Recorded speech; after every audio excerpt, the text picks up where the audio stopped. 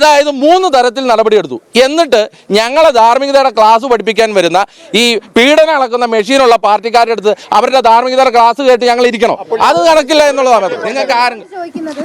നിങ്ങൾക്ക് ഈ പാർട്ടി പ്രവർത്തകൻ എന്ന ലേബലിൽ തന്നെ ഈ പുറത്തിറങ്ങി ഈ പ്രചരണ പരിപാടികൾ അടക്കം ചെയ്തിട്ട് എന്താണ് കോൺഗ്രസിനൊന്നും ചെയ്യാൻ പറ്റുക? അല്ല, അതായത് ഔദ്യോഗികമായി ഒരു അല്ലല്ല അതങ്ങനെയല്ല.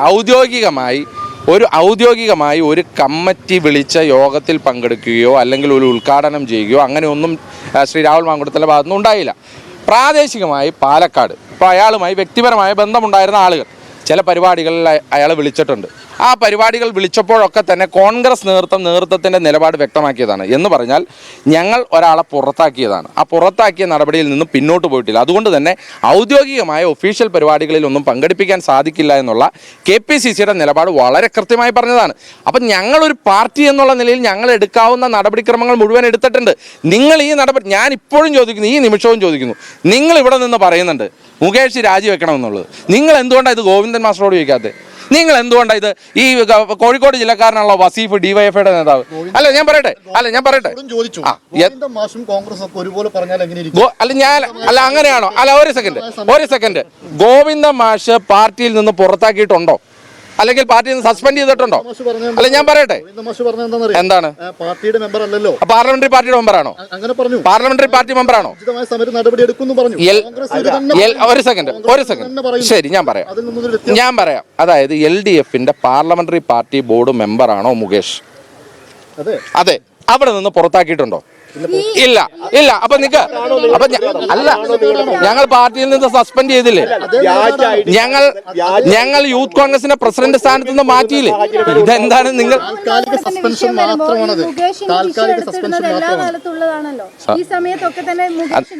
അല്ല, അങ്ങനെയാണെങ്കിൽ ഞങ്ങൾ ചെയ്യേണ്ടിയിരുന്നത് എന്താ?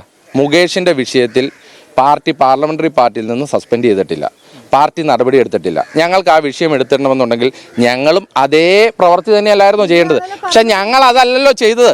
ഞങ്ങൾ പറയുന്നത് എപ്പോഴാണ്? ഞങ്ങൾ ഒരു ആക്ഷൻ എടുത്തു കഴിഞ്ഞിട്ടാണ്. എന്ന് പറഞ്ഞാൽ സസ്പെൻഷൻ നടപടിക്രമങ്ങൾ പൂർത്തിയാക്കി പാർലമെന്ററി പാർട്ടിയിൽ നിന്ന് മാറ്റി നിർത്തി യൂത്ത് കോൺഗ്രസിന്റെ സംസ്ഥാന അധ്യക്ഷ പദത്തിൽ നിന്ന് മാറ്റി നിർത്തിയിട്ടാണ് ഞങ്ങൾ CPMന്റെ ധാർമ്മികതയെ ചോദ്യം ചെയ്യുന്നത്. ആ ധാർമ്മികതയെ ഞങ്ങൾ ചോദ്യം ചെയ്യും. അതിനെന്താ സംശയമുള്ളത്? അല്ല, നിങ്ങൾ ഇപ്പോഴും പറയുന്നത് തെറ്റാണ്. ഞങ്ങൾ എപ്പോഴാണ് മുകേഷിന്റെ കാര്യം ചോദ്യം ചെയ്യുന്നത്?